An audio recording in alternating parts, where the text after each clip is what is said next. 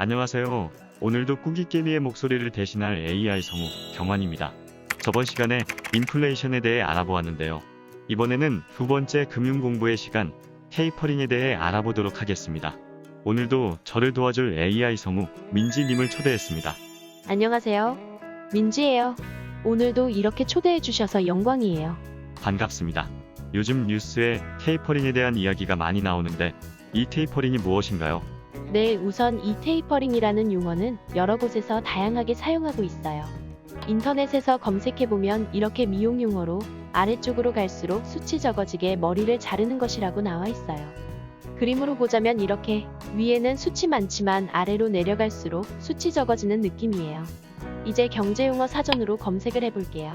경기 침체기에 경기 회복을 위해 썼던 각종 완화 정책과 과잉 공급된 유동성을 경제에 큰 부작용이 생기지 않도록 서서히 걷어들이는 전략이라고 써 있어요.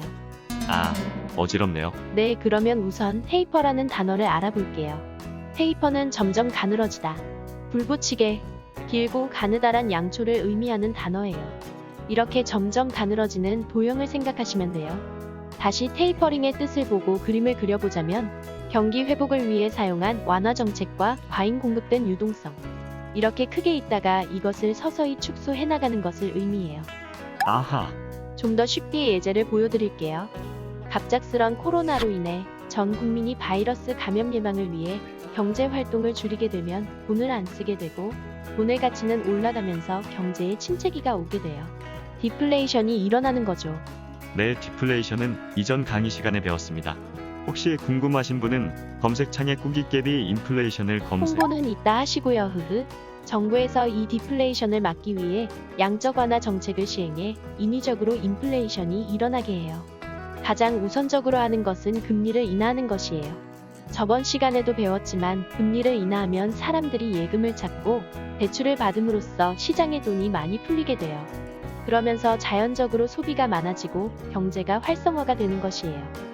하지만 이렇게 금리를 인하하려 해도 0포인트에 근접해 더 이상 금리 인하로 시장에 돈을 풀 수가 없을 때는 다양한 금융상품인 국채라던가 회사 채권 등을 매입함으로써 시장에 돈이 더 흘러들어갈 수 있도록 하죠. 이것을 양적 완화라고 해요. 돈이 많이 풀리니 사람들이 돈을 쓰게 될 테고 자연적으로 경제가 활성화되는 것이죠. 그러다 코로나로부터 벗어나게 되고 더 이상 시장에 돈을 풀 필요가 없게 되었을 때, 그때도 돈을 계속 푼다면 이젠 역으로 인플레이션이 일어나게 되겠죠? 네, 그것도 이전 시간에 배웠습니다. 인플레이션이 궁금하신 분들도 검색창. 네, 이제 이 인플레이션을 막기 위해 정부에서는 국채 등을 매입했던 양적 완화 정책을 없애는데요. 갑자기 없애버리면 경제에 충격을 줄 수가 있기 때문에 시장의 충격을 최소화하기 위해 서서히 양적 완화 정책을 줄여나가는 방법을 이용해요. 바로 이렇게 경제 회복을 위해 사용했던 정책 등을 서서히 줄이는 것을 테이퍼링이라고 한답니다. 이렇게 예를 통해 들으니 대략적으로 어떤 것인지 이해가 되었습니다. 좋은 예제로 설명해 주셔서 감사합니다.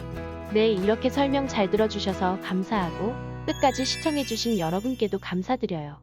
그럼 이것으로 이번 강좌를 마치도록 하겠습니다.